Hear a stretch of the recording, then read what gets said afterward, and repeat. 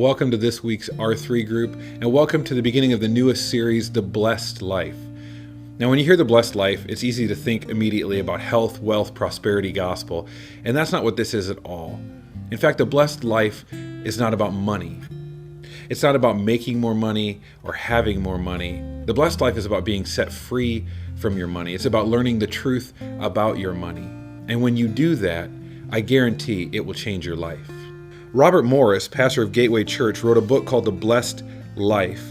And I got to connect with his teaching through our partnership with 12 Stone Church. And as I listened to all his teaching on this topic and his sermons on money and giving and generosity, it changed me. I couldn't even make it through these messages without weeping, without crying, and without my heart just crying out saying, I want that. I want to have that spirit of generosity. I want to have that understanding of what it means to be generous in my faith. And the first message we jumped into is just simply entitled, It's All About the Heart. Because really that's where it all starts. Do not judge others and you will not be judged. Do not condemn others or it will all come back against you. Forgive others and you will be forgiven. Give and you will receive. Your gift will return to you in full, pressed down, shaken together to make room for more, running over and poured into your lap. The amount you give will determine the amount you get back. Now I want you to notice something about these passages. The word money never appears in these passages, and yet they are almost primarily preached about money. Now, absolutely, these passages apply to money, but to make them simply about our finances misses the big picture. This is about the condition of our hearts. As you listen to the context of this passage, you see that don't judge others or you'll be judged. Don't condemn or you'll be condemned. Forgive others and you'll be forgiven. So let's be honest. How many of you need to forgive someone? How many of you are harboring something that you need to let go of? I want you to notice that the root word of forgiveness is the word give. To be for something is to be in favor of it. So in the case of forgiveness, you are in favor of showing grace, of giving grace to one who offended you. In fact, people who struggle with forgiveness typically struggle with giving. Why? Because it's a heart issue. So I'm going to make a bold statement. All of us have a giving problem. We all have heart issues. Some do better than others, but the reality is no one is immune. Typically, when we talk about giving, people think the church is after my money. But listen, the church is not after your money, but God is absolutely after your money. Why? Because He's after your heart. In Matthew 6:21, He says to us, wherever your treasure is, there the desires of your heart will also be. So where's your treasure? When God gets a hold of our hearts, we will become generous. He will get a hold of our finances as well. He will call us to give with open hands and open hearts. So Sunday we talked about 4 keys to generosity. First, deal with a selfish heart. Deuteronomy chapter 15 verse 9 says, Do not be mean-spirited and refuse someone a loan because the year for canceling debts is close at hand. If you refuse to make the loan and the needy person cries out to the Lord, you will be considered guilty of sin. So let me ask you, why did God create giving? I can tell you it's not because He needed money. So if He didn't create giving for His benefit, it stands to reason that He created it for ours. He created it as a tool to root selfishness out of our lives. God will do anything it takes to root selfishness out and create generosity in our hearts. Second, deal with a grieving heart. When it comes to money, it's all about perspective. Does money cause you to lose yours? In Deuteronomy chapter 15, verse 10, it says, Give generously to the poor, not grudgingly, for the Lord your God will bless you in everything you do.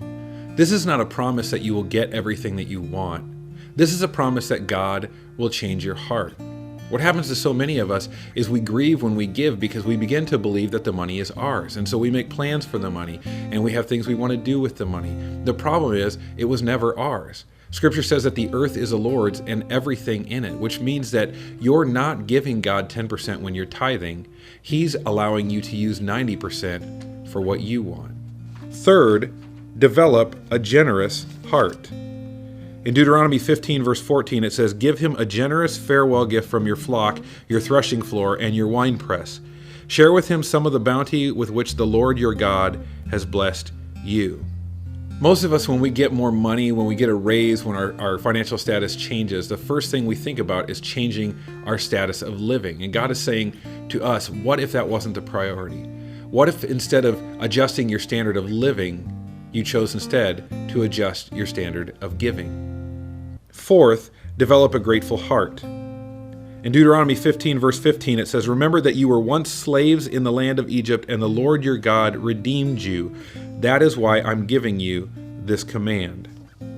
Remember, generosity comes from gratitude. Gratitude is when we remember that everything we have comes from God. And when we remember this, giving is easy.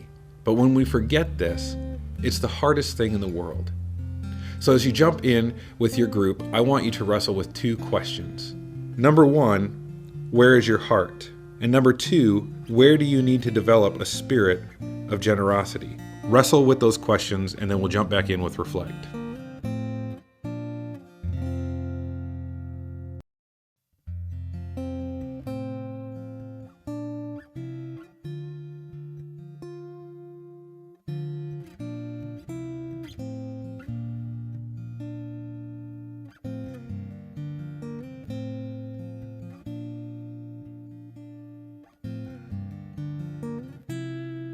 The heart is an interesting organ. I say organ because that's really what it is, right? The heart refers to this thing that pumps blood in our chest. It moves blood throughout our bodies, recirculates it, processes through it, getting reoxygenated, and carries things throughout our bodies. It's an organ. But coming off of the conversation that we just had with Pastor Phil, we get the sense that our heart is really so much more. It's kind of a metaphor for the place where our emotions and our feelings, where those parts of our spirit live. As a matter of fact, the older we go back into cultures, this is where that idea comes from, because they knew that once the heart was taken out, that life stopped. So the heart became this picture of what a deep-seated emotions look like within ourselves as human beings. So it's not just an organ, it's actually something much bigger than that as we discuss it in our day-to-day language. Scripture actually underlines and defines this even more as it talks about the role of the heart in our spiritual lives. Let's look at Jeremiah 17:9 together. "The human heart is the most deceitful of all things and desperately wicked. Who really knows how bad it is?" God is speaking in this passage, and he's referencing the human heart, and he underlines our understanding that the heart is bigger as a metaphor for that seating place of our emotions and feelings, but he also says that those feelings aren't naturally good. He says they're deceitful and wicked. God paints the picture that our hearts are lying to us, attempting to lead us astray, move us in a different direction, and he asks a rhetorical question: who can understand the heart? And the implied response is that no one can. Even God himself is puzzled at the way that our hearts sometimes lead us astray. Which is why in today's world, as we hear statements like, just follow your heart, we should raise a red flag to that. The heart is wicked and deceitful. We can't just follow it around. The scripture gives us a much better picture of how we should lead our hearts in accordance with God's ways. But this brings us to an interesting point as it comes to the subject matter of being the blessed life and moving forward in that conversation as we talk about the role of love and the root of it. And 1 Timothy 6:10 spells it out for us pretty clearly. "For the love of money is the root of all kinds of evil." When our hearts are left to our own devices, going our own way, they often go the wrong direction. They fall in love with things that it shouldn't fall in love with. It puts itself in harm's way instead of following God's ways. This is why as we start a series focused on the stewardship of our physical resources, it's important to note that this isn't primarily about money. It's primarily about our heart. And again, not just our organ, but the seating place of those emotions, those feelings, why we do what we do. See, Scripture is really clear that the heart by itself and left to its own ways leads us in a wrong direction. And so God expects us and entrusts us to lead and to guard and to steward our heart as we learn to follow and pursue Him.